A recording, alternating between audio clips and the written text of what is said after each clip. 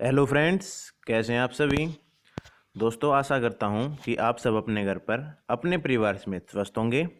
तो दोस्तों, जैसा कि मैंने आपके आगामी जितने भी टीचिंग एग्जाम्स हैं जो कि आपके 6 महीने में आपको सभी एग्ज़ाम देखने को मिलेंगे, उसके लिए दोस्तों हमने CDP ब्रह्मास्त्र सीरीज मतलब चाइल्ड डेवलपमेंट एंड पेडागोजी की कंप्लीट एक फ्री सीरीज ऑन यूट्यूब मैंने आपके लिए शुरू कर रखी है, जिसमें हम प्रीवियस ईयर के जितने भी क्वेश्चंस ऑल ओवर इंडिया जो इंपॉर्टेंट टॉपिक्स हैं वे CDP से निकालकर आपको सिखाने का प्रयास करते हैं। और दोस्तों, इसमें हम 2-3 मतलब टॉपिक होने के बाद उस टॉपिक होने के बाद उसका क्वेश्चन बैंक यानी उसके प्रीवियस ईयर क्वेश्चंस जो कि प्रीवियस एग्जाम में देखने को मिले हैं, जो इंपॉर्टेंट है आपके भी एग्जाम में आ सकते हैं, तो उसका हम क्वेश्चन बैंक लेके आने का प्रयास करते हैं। और ये क्वेश्चंस आपके सभी टीचिंग एग्जाम में महत्वपूर्ण यानी रामबाण घोषित होने वाले हैं। तो दोस्तों, इसके लिए आप चैनल को सब्सक्राइब कर सकते हैं और दोस्तों इसको अपने दोस्तों या फिर भाई बहन या फिर परिवार में किसी भी सदस्य के साथ शेयर कर सकते हैं। और हमें कमेंट करके अपना स्कोर भी अवश्य बताएं दोस्तों, जिससे हम बता सकें कि आपको जो है कहाँ कमी है और कहाँ आपको निखारने की अभी आवश्यकता है। तो दोस्तों, इस वीडियो को शुरू करते हैं और चैनल को सब्सक्राइब करके आप इस वीडियो को आगे बढ़ाइएगा। दोस्तों, पहला क्वेश्चन है दोस्तों, वट टर्म फ्रेज डज प्याजे यूज फॉर मेंटल स्ट्रक्चर। दोस्तों, बड़ा ही आसान प्रश्न है कि मेंटल स्ट्रक्चर जो हमारे दिमाग में एक मेंटल स्ट्रक्चर है जिसे हम बिल्डिंग ब्लॉक ऑफ थिंकिंग बोलते हैं। दोस्तों, अगर मैं हिंदी में बताऊं तो मानसिक संरचना जो चिंतन के निर्माण प्रखंड है, इसके लिए प्याजे ने किस शब्द का प्रयोग किया। दोस्तों schema, zone of development, Jean, maturant box. दोस्तों, जोन ऑफ डेवलपमेंट ZPD तो वाइगोत्स्की के साथ है, तो इसे तो आप ऑप्शन वाइज भी क्रॉस कर सकते हैं। और वाइगोत्स्की आप अगला जो टॉपिक है उसमें वाइगोत्स्की के बारे में समझेंगे। तो दोस्तों, बड़ा ही आसान प्रश्न था। मेंटल स्ट्रक्चर जो है हमारा स्कीमा के बारे में बताया गया है। ये हमारे प्याजे जी ने बताया था कि जो हमारा स्कीमा है इसमें हमारे मेंटल स्ट्रक्चर के जो ब्लॉक्स हैं छोटे छोटे वो हमारे दिमाग में स्थापित होते हैं, जिससे कि हम आगे अपने जो है बढ़ पाते हैं। तो दोस्तों, आगे बढ़ते हैं और अपना दूसरा क्वेश्चन पर ध्यान देंगे आप। और एक एक्टिव की तरह अपने इस वीडियो में एक एक्टिव रिस्पॉन्सर या एक्टिव एक पार्टिसिपेंट या फिर एक एक्टिव कंपिटिटर की तरह इस एग्जाम को देने का, इस टेस्ट को देने का प्रयास करेंगे दोस्तों। तो अपने दिमाग को बिल्कुल हाई अलर्ट पर कीजिए और जो आपको इंपॉर्टेंट लगे वो आप कॉपी पेन में नोट कर लीजिएगा या फिर उसका स्क्रीनशॉट भी आप ले सकते हैं। तो दोस्तों, डैश के विचार मतलब dash views children's are active builders of प्याजे of knowledge and little scientist who construct their own theories of the world. दोस्तों, निम्नलिखित में से किस मनोवैज्ञानिक के अनुसार बच्चे सक्रिय ज्ञान निर्माता तथा नन्हे वैज्ञानिक जो संसार के बारे में अपने सिद्धांतों की रचना करते हैं, तो निम्नलिखित में से कौन से हैं वो साइंटिस्ट जिन्होंने मनोवैज्ञानिक मतलब psychologist who says the childrens are little scientist who construct their own theories of the world. दोस्तों, ये हमारे प्याजे जी थे। प्याजे जी ने बताया था कि बच्चे जो हैं वो हमारे नन्हे वैज्ञानिक हैं और ये नन्हे वैज्ञानिक अपनी दुनिया के बारे में अपने सारे जो थ्योरीज हैं उनके बारे में खुद ही इसकी संरचना करते हैं। तो दोस्तों, अगला प्रश्न जिसके बारे में हम अब पढ़ेंगे, a child says clothes dry faster in sun. एक बच्चा कहता है कि धूप में कपड़े जल्दी सूख जाते हैं। वह डैश की समझ को प्रदर्शित कर रहा है। दोस्तों, एक बच्चा जो है वह कहता है धूप में कपड़े जल्दी सूख रहे हैं, तो वो किस मतलब टॉपिक को वो कवर करना चाहता है। Symbolic thought, egocentric thought, cause and effect या फिर रिवर्सिबिलिटी थिंकिंग। दोस्तों, रिवर्सिबिलिटी थिंकिंग का तो यहाँ पे कोई काम ही नहीं है, कोई सीरीज नहीं जचा रहा, कोई घर से स्कूल या स्कूल से घर वापस लौट कर नहीं आ रहा। सिंबॉलिक थॉट भी नहीं है और ईगोसेंट्रिक अपने उसके मन की बात नहीं कर रहा। वो कॉज एंड इफेक्ट मतलब किस कारण, धूप के कारण। इफेक्ट क्या है, कपड़े जल्दी सूख जा रहे हैं, तो वो कॉज एंड इफेक्ट की बात करना चाहता है। दोस्तों, अब आगे बढ़ेंगे। अकॉर्डिंग टू प्याजे children thinking differ in dash from adult than in dash. दोस्तों, जो हमारे प्याजे जी हैं उन्होंने बताया कि प्याजे के अनुसार बच्चे का जो चिंतन है वो बड़ों से डैश में भिन्न हो सकता है, डैश के नहीं। तो मतलब किस में अलग हो सकता है, वो हमारे इन दोनों में, इन चारों में से उतारना है। मात्रा और प्रकार में अलग है, आकार में तो सेम है, मतलब differ in dash from adult in मतलब मात्रा में अलग हो सकता है, प्रकार में नहीं, आकार में हो सकता है, सटीकता में नहीं। तो इन चार ऑप्शनों में से आपको बताना है दोस्तों। तो इसका ऑप्शन क्या हो जाएगा, सी ऑप्शन इसका करेक्ट होगा दोस्तों, क्योंकि जो प्याजे जी हैं उन्होंने बताया कि बच्चे का चिंतन वयस्कों से डैश में भिन्न है, काइंड में भिन्न हो सकता है कि बच्चा जो बड़ा है वो अलग लेवल का सोचता हो, वो अलग मतलब टेक्निकल इशू सोचता है, मतलब इसकी लेवल थोड़ा छोटा हो सकता है बच्चे का, और बड़े का हाई हो सकता है, इसका छोटा हो सकता है, लेकिन मात्रा में नहीं, क्योंकि बच्चा भी इतने ही क्वेश्चन अपने माइंड में पुटअप कर देता है दोस्तों। तो ये इंपॉर्टेंट क्वेश्चन था, ये प्रीवियस एग्जाम में देखने को मिला, मेरे को भी मिला करता था पहले, आप इसको नोट कर लीजिएगा। अकॉर्डिंग टू प्याजे which one of the following factors play an important role in influencing development. दोस्तों इसमें एक और प्रश्न में क्या है, प्याजे जी के अनुसार पर विकास को प्रभावित करने वाले कारकों में किसकी भूमिका अहम है। तो दोस्तों इसमें ध्यान देंगे, इमिटेशन अनुकरण करना, माँ बाप का या फिर बड़ों का जो है अनुकरण नकल करने सीखता है उस वो इफेक्ट करता है। रीइंफोर्समेंट पुनर्बल मतलब मोटिवेट करना, लैंग्वेज भाषा इफेक्ट करती है, या फिर फिजिकल वर्ल्ड मतलब भौतिक जो बाहर की दुनिया, उसके संसार, उसका इन्वायरमेंट, उसके आस पड़ोस के साथ उसका जो है एक्सपीरियंस वो मैटर करता है। तो इनमें से कौन सा फैक्टर प्ले करता है इंपॉर्टेंट रोल। तो दोस्तों हमेशा प्याजे जी ने जो है एक्सपीरियंस विद वर्ल्ड मतलब कि एक्सपीरियंस मतलब भौतिक विश्व के साथ अनुभव पर ही जोर दिया था, किससे बच्चा जल्दी सीखता है। अगला प्रश्न है दोस्तों, फटाफट इस क्वेश्चन बैंक को निपटाने का प्रयास करेंगे और फिर अपने आप मार्क्स कर कमेंट्स बॉक्स में करके जरूर बताना, और वीडियो को लाइक एंड शेयर करना और चैनल को सब्सक्राइब कर लेना दोस्तों, ताकि आगे आपके जो आगामी जो हमारे बैंक हैं या फिर जो टॉपिक्स हैं उनसे आप जुड़े रहें और अपने जो पेपर है, जो आगामी आपका एग्जाम है, उसको एक रैंकर की तरह आप क्लियर करें। The cognitive ability that comes in pre operational period, पूर्व सक्रियात्मक काल में आने वाली संज्ञानात्मक योग्यता है। दोस्तों इसने पूछा है कि पूर्व सक्रियात्मक मतलब प्री ऑपरेशनल 2 से 7 वाला टाइम पूछा है, 2 से 7 साल वाला जो होता है बच्चे का, उसमें पूछा है कि इसमें से कौन सी जो हमारी जो है एबिलिटी है, जिसे हम एक विशेषता भी बोल सकते हैं, तो इनमें से कौन सी है। एबिलिटी टू टेक पर्सपेक्टिव मतलब दूसरों के दृष्टिकोण को समझने की योग्यता, हाइपोथेटिकल डिडक्टिव रीजनिंग, अभिकल्पनित निष्कर्ष चिंतन, एबिलिटी टू एब्स्ट्रैक्ट मतलब अमूर्त चिंतन, ability of goal directed behaviour, इसमें दोस्तों लक्ष्य उद्दिष्ट व्यवहार का, तो आपने इसमें पूछा है प्री ऑपरेशनल में, तो इसमें आपको बताना है कि बच्चा अभी इतना बड़ा नहीं हुआ, तो ये तो क्रॉस हो जाएगा। एबिलिटी टू गोल ये हमारा 0 से 2 मतलब सेंसरी मोटर में होता है, ये भी क्रॉस हो जाएगा, और हमारा एबिलिटी ऑफ एब्स्ट्रैक्ट ये भी फॉर्मल में होता है, तो दूसरे की बात समझ सकता है, ये वाला ऑप्शन ठीक है दोस्तों। तो इसमें ए ऑप्शन आपका ठीक हो जाएगा, इसका आप स्क्रीनशॉट भी ले सकते हैं या फिर आपको इंपॉर्टेंट लगा हो तो कॉपी पेन में लिख लेना दोस्तों। आगे दोस्तों अगला क्वेश्चन, अकॉर्डिंग टू जीन प्याजे schema building occurs as a result of modifying new information to fit existing schemes and by modifying old schemes as per new information. These two process are known as। दोस्तों इसमें हमारा ये जो question है, ये person क्या कहना चाहता है, पहले इसकी भाषा को समझिए दोस्तों। इसमें ये पर्सन कहना चाहता है कि जो जीन प्याजे जी हैं उनके अनुसार स्कीमा मतलब जो स्कीमा है, दिमाग में छोटे छोटे ब्लॉक्स हैं, उसमें स्कीमा निर्माण वर्तमान योजनाओं के अनुरूप बनाने हेतु नवीन जानकारी में संशोधन और जानकारी के आधार पर पुरानी योजना में संशोधन के परिणाम है। मतलब कल क्या मैंने बताया था दोस्तों आपको, एसिमिलेशन और अकोमोडेशन। एसिमिलेशन नई इन्फॉर्मेशन आना और अकोमोडेशन मॉडिफाई करना, तो 2 चीज़ें पूछी हैं, तो आपका एसिमिलेशन और accommodation is the right answer, because ये क्वेश्चन इसका एसिमिलेशन और अकोमोडेशन के ही बारे में बात करने का प्रयास कर रहा है दोस्तों। कल मैंने आपको जो क्वेश्चन बैंक 1 पार्ट था उसमें जाकर आप इसकी ट्रिक भी सीख सकते हैं, मैंने आपको इस वीडियो में बताया था। अकॉर्डिंग टू प्याजे the third stage of cognitive development, दोस्तों प्याजे के अनुसार संज्ञानात्मक विकास की तीसरी अवस्था। तो चलो दोस्तों इस प्रश्न में जो हम सारा ही कवर कर लेंगे। पहले आती है सेंसरी, चलो यहाँ पे लिख लेते हैं, पहले में सेंसरी, दूसरे पे प्री कन्वेंशनल, तीसरे पे कंक्रीट ऑपरेशनल, चौथे पे फॉर्मल ऑपरेशन। तो दोस्तों इसका प्रश्न का जो जवाब है वो आपका हो जाएगा, ये तीसरे पे कौन सी पूछी थी इसने, तो तीसरे पे आ जाएगी दोस्तों कंक्रीट ऑपरेशनल, जो कि आपका बिल्कुल ठीक जवाब भी होगा। चलो दोस्तों एक प्रश्न और मेरे माइंड में आ रहा है, इसमें हम उम्र और लिख लेते हैं, 0 से 2, प्री ऑपरेशनल 2 से 7, कंक्रीट ऑपरेशनल 7 से 11, फॉर्मल में 11 से अबव। दोस्तों ये आपका इस एक ही स्लाइड में एक ही पेज पे आपके विभिन्न क्वेश्चन लगभग प्याजे की जो स्टेज हैं वे कवर हो गए हैं। बसता क्या है, ओनली कैरेक्टरिस्टिक वो आपको मैंने वीडियो में करा रखी है, आप उससे जरूर कनेक्ट होइए दोस्तों। अगला प्रश्न है दोस्तों, विच of the following psychologist may be assigned the credit for focusing on cognitive aspect of growth and development.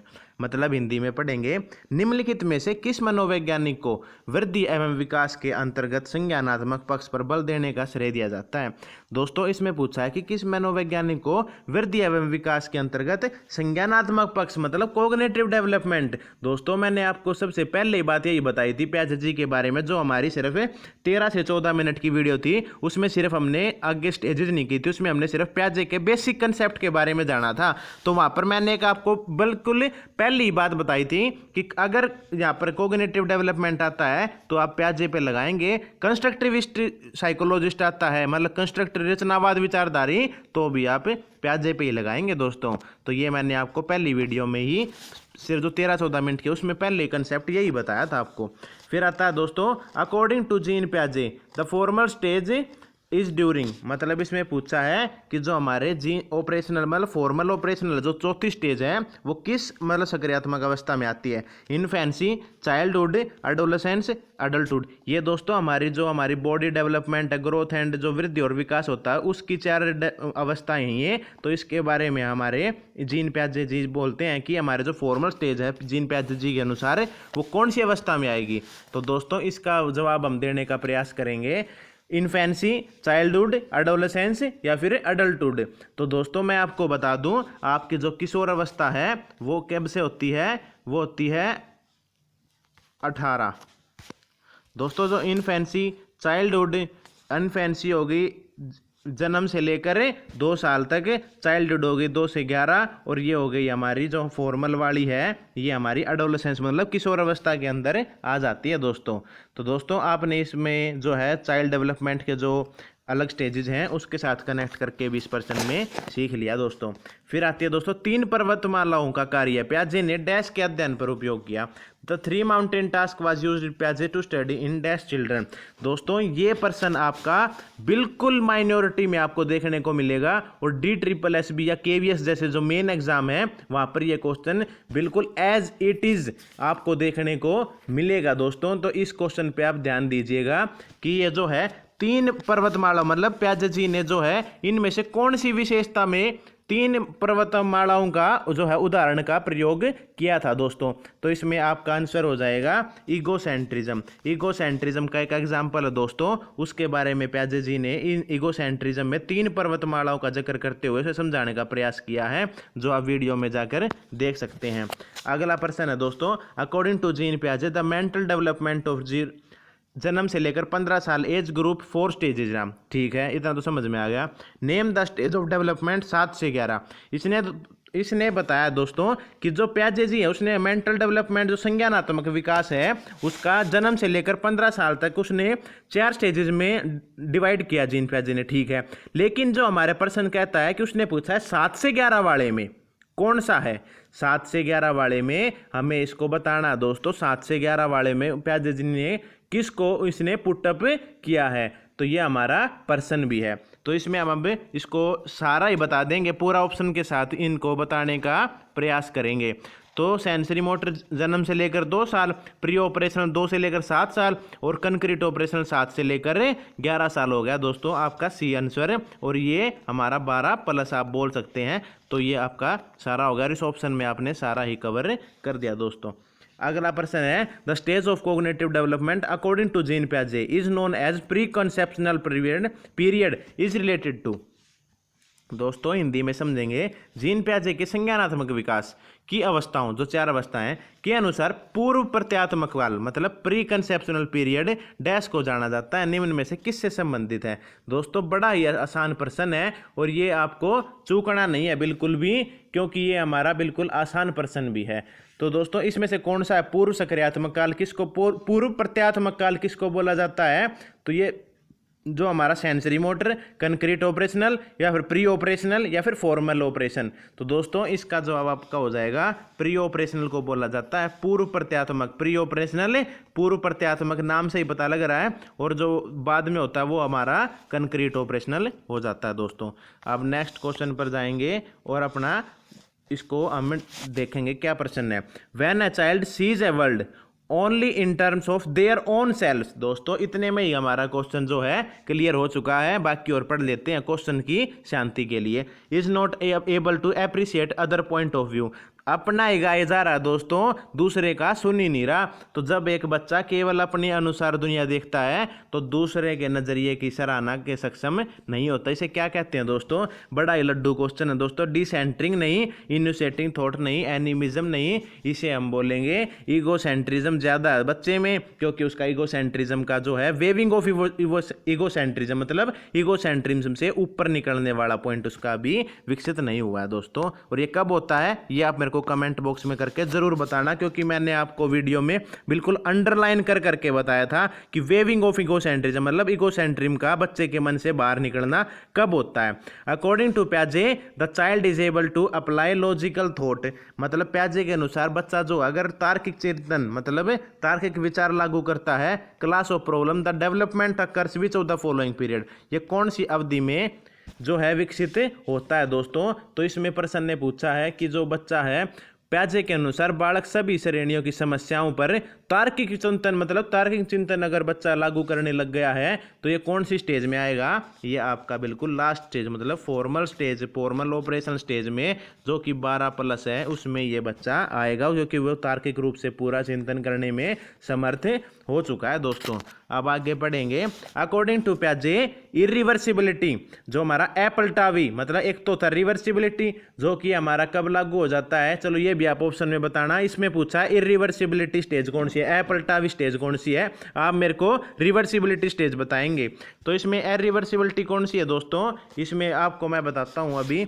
Sensory motor, concrete operational, abstract operational, pre operational. तो दोस्तों आपका जो प्री ऑपरेशनल है जो हमारा 2 से लेकर 7 वाला है, ये बच्चा स्कूल में जाते वक्त चला जाएगा, लेकिन उसी रास्ते से आते वक्त कहेगा पापा मेरे को आने का रास्ता, या फिर मम्मी मेरे को आने का रास्ता नहीं पता, मेरे को जाने का पता है। ये बच्चा 2 से 7 वाला जो बच्चा है ये इस टाइप की बातें करेगा। लेकिन जो मैंने आपसे क्वेश्चन पूछा है कि रिवर्सिबिलिटी वाला कैरेक्टरिस्टिक किसकी हो जाती है क्लियर, तो वो आपका इससे अगला ही हो जाएगा। चलो मैंने आपको साथ साथ बता भी दिया। तो दोस्तों आगे बढ़ते हैं। अकॉर्डिंग टू प्याजे सेंट्रेशन फॉल इन, केंद्रीकरण। दोस्तों बड़ा ही आसान प्रश्न है कि सेंट्रेशन मतलब केंद्रीकरण। सेंट्रेशन और केंद्रीकरण के में ज़्यादा अगर आपको डिटेल से जानना है तो आप वीडियो में जाना, वहाँ पे मैंने आपको बिल्कुल एग्जाम्पल के साथ क्लियर करा रखा है दोस्तों। क्योंकि इस वीडियो में अगर मैं ज़्यादा डिस्कस करता हूँ तो बच्चे कंप्लेंट करने लगते हैं सर ये टेस्ट क्वेश्चन बैंक है, कोई डिटेल वीडियो नहीं। तो दोस्तों प्याजे के अनुसार जो है केंद्रीकरण किस अवस्था के अंतर्गत आता है? सेंसरी मोटर, कंक्रीट, एब्स्ट्रैक्ट या फिर प्री ऑपरेशनल। तो दोस्तों आपका जवाब बिल्कुल ठीक होने वाला है, क्योंकि मेरे को पता है आपने प्री ऑपरेशनल स्टेज मतलब पूर्व सक्रियात्मक अवस्था ही दिया हुआ। सेंट्रेशन मतलब केंद्रीकरण की बात कर रहा है, एक पॉइंट को लेकर बैठा है, बाकी चीज़ों को नहीं देख रहा, तो वो बच्चा ही अभी 2 से 7 वाला। तो दोस्तों आसान प्रश्न था, आसान ही आपने 1 मिनट में इसका जवाब दे दिया होगा। आगे बात आती है दोस्तों। अकॉर्डिंग टू प्याजे hypothetic deductive reasoning falls in, प्याजे के अनुसार प्रीकल्पनिक निगमन तर्क जो है किसके अंतर्गत आता है? तो दोस्तों आपका नाम से ही पता लग रहा है हाइपोथेटिक डिडक्टिव, ये मैंने आपको ट्रिक्स के साथ बता रखी है। सेंसरी मोटर नहीं, कंक्रीट नहीं और प्री नहीं। तो दोस्तों आपका एब्स्ट्रैक्ट वाला ही इसका जवाब हो जाएगा, क्योंकि मैंने आपको बता रखा है कि एब्स्ट्रैक्ट वाली जो फॉर्मल स्टेज इसे बोलते हैं उसमें ये हाइपोथेटिक डिडक्टिव जो रीजनिंग है वो बच्चा कर सकता है। अकॉर्डिंग टू प्याजे जो रियलिज्म इन थिंकिंग है मतलब यथार्थवाद भी इसको हम बोल देते हैं, वो किसके अंतर्गत आता है? मतलब रियलिज्म जब बच्चा पूरा तरीके से मैच्योर नहीं होता, क्योंकि रियलिज्म में थिंकिंग है उसकी अभी। तो दोस्तों ना कि सेंसरी मोटर में, इसमें आप देखेंगे ना कि सेंसरी मोटर में दोस्तों, और ना ही कंक्रीट में और ना ही एब्स्ट्रैक्ट में। तो दोस्तों हमारा चौथा ऑप्शन मतलब प्री जो है प्री ऑपरेशन स्टेज है उसमें रियलिज्म इन थिंकिंग जो है ये तर्कना जो हमारी कैरेक्टरिस्टिक है ये आपको देखने को मिलती है। अब बात आती है दोस्तों अकॉर्डिंग टू प्याजे at which the morality of corporation. दोस्तों कॉरपोरेशन नहीं कोऑपरेशन मतलब सहयोग की नैतिकता, मतलब ऐड नहीं आता था, टीचर ने नहीं सिखाया शेयरिंग। तो ये बच्चा कौन सी एज ग्रुप का है? तो इसके बारे में आप क्या बताएंगे? ये बच्चा जो है 5 से 6 का नहीं, प्री ऑपरेशनल नहीं होगा और फॉर्मल भी नहीं होगा, ये होगा हमारा कंक्रीट जो ऑपरेशन जो एज है स्टेज है उसके अंदर ये बच्चा आएगा, मतलब 9 से 10 साल का या फिर 11 साल का हो सकता है दोस्तों। तो दोस्तों आई थिंक आपको ये समझ में आ गया होगा। अब आगे बढ़ते हैं और अपने नेक्स्ट प्रश्न को करेंगे। Building schemes through direct interaction with environment is known as. वातावरण के साथ प्रत्यक्ष अंतःक्रिया के द्वारा स्कीम का निर्माण डैश है। ऑर्गेनाइजेशन, एक्विलिब्रियम, सामाध्यधरण, साम्यधारण, एडेप्टेशन, अनुकूलन, या फिर इगोसेंट्रिज्म, अहम केंद्रिता की कोई बात ही नहीं है दोस्तों। स्कीम्स का निर्माण हो रहा है, ऑर्गेनाइजेशन नहीं, एक्विलिब्रियम, कोई दो चीज़ों के बारे में बीच में बैलेंस नहीं कर रहा तो एक्विलिब्रियम भी नहीं। तो बचता आपका दोस्तों एक ही ऑप्शन है, and that is the correct option, adaptation, अनुकूलन। अनुकूलन के बारे में दोस्तों इस प्रश्न में बात जो है जिक्र करने का हमारे प्रश्न जो हमारे क्वेश्चन बैंक जी हैं इन्होंने इसमें प्रयास किया है। तो आई थिंक आपको ये समझ में आ गया होगा। अगला प्रश्न है दोस्तों, the ability of qualification develops at. दोस्तों अगर किसी चीज़ों को वर्गीकरण मतलब उसका ग्रुप बनाने की योग्यता किस किस उम्र के बच्चे में आ जाती है, तो सेंसरी मोटर मतलब संवेदी जो प्रेरक अवस्था है, पूर्व सक्रियात्मक मतलब प्री ऑपरेशनल, कंक्रीट मतलब मूर्त सक्रियात्मक, और इनमें से कोई नहीं। तो इनमें से कोई नहीं को काट दो, ठीक है। वर्गीकरण सेंसरी मोटर नहीं कर सकता। कौन कर सकता है दोस्तों? प्री ऑपरेशनल स्टेज भी नहीं कर सकता कि हमारा कंक्रीट मतलब 7 से 11 वाला जो बच्चा है वही हमारा कंक्रीट ऑपरेशनल ऑब्जेक्ट स्टेज में आएगा और यही हमारा क्लासिफिकेशन कर पाएगा। दोस्तों अगला प्रश्न, which of the following is not among the 4 determinant of intellectual growth stated by प्याजे। तो दोस्तों इसने पूछा है कि जो हमारा इसमें क्या पूछा है, प्याजे के अनुसार बौद्धिक विकास का निर्धारण तत्व नहीं है। तो social transmission, experience, equilibration, none of the above. तो इसने पूछा दोस्तों कि जो हमारा बौद्धिक, अगर बच्चे का बौद्धिक विकास होगा तो किसके तत्व, कौन सा एलिमेंट है जिसमें प्याजे ने जोर नहीं दिया। तो एक्सपीरियंस पे दिया दोस्तों, एक्विलिब्रेशन तो मेन पॉइंट है इसका। तो सोशल ट्रांसमिशन, इस पे दोस्तों हमारे वाइगोत्स्की ने सोशल ट्रांसमिशन पर जोर दिया है और इससे एक मेन ऑब्जेक्ट माना, जबकि प्याजे जी जो हैं जेनेटिक, जो हम जेनेटिक एपिस्टेमोलॉजी, जेनेटिक जो हमारी जो हम सीखते हैं, बच्चा जो है ज्ञान के साथ, कुछ ज्ञान के साथ इसमें संसार में जन्म लेता है, तो ये हमारे प्याजे जी ने बताया था। और यही एक मोटा डिफरेंस है जीन प्याजे और हमारे वाइगोत्स्की के बीच में, कि जो है सामाजिक जो है वाइगोत्स्की बोलते हैं कि जो बच्चा जो है इंटरेक्शन ऑफ ईच अदर्स मतलब इंटरेक्शन करके समाज में करके सीखता है, लेकिन प्याजे जी बोलते हैं कि बच्चा कुछ ज्ञान लेकर आता है। ये डिफरेंस है और इसी के बारे में इन्होंने बात की थी।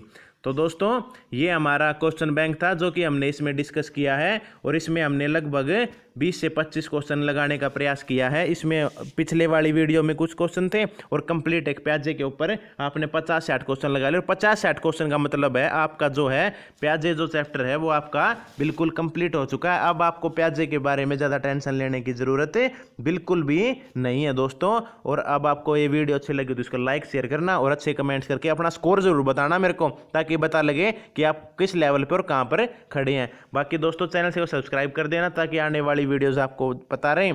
और दोस्तों आपके सभी टीचिंग एग्जाम के लिए ये वीडियो रामबाण घोषित होने वाली है और आप एक टॉपर के रूप में अपने सभी जो टॉपिक्स हैं आपको वहाँ पर वीडियो वाइज आप इसको क्लियर कर सकते हैं दोस्तों। तो दोस्तों इस वीडियो में बस इतना ही। जय हिंद, जय भारत।